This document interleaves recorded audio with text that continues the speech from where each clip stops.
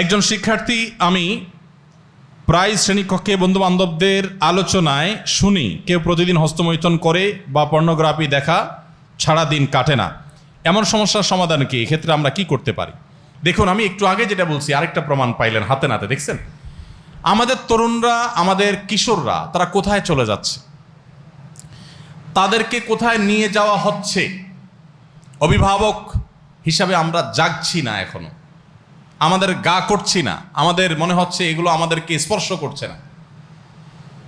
এরকম প্রশ্ন আমার কাছে অনবরত আসে ভাই। প্রশ্ন যাদের আসে, এই লোকগুলো তো আল্লাহর ভয় তাদের মধ্যে কিছুটা আছে, সেজন্য প্রশ্ন করছে। আর যার মধ্যে আল্লাহর ভয়টুকু পর্যন্ত নাই, তার ভিতরে তো প্রশ্ন করার বোধটুকুও নেই। আমাদের তরুণ সমাজ শেষ হয়ে যাচ্ছে, তাদেরকে ধ্বংস করে ফেলা হচ্ছে। এই জন্য অভিভাবকদেরকে জাগতে হবে। শিক্ষার নামে যদি কুশিক্ষা দেয়া হয়, এই কুশিক্ষা শিক্ষিত হওয়ার চাইতে সন্তান মূর্খ থাকা অনেক শ্রেয়। আমার সন্তান শিক্ষার নামে যদি কুশিক্ষা শিখে, তাহলে এই শিক্ষা নেওয়ার চাইতে মূর্খ থাকাটা অনেক বেটার।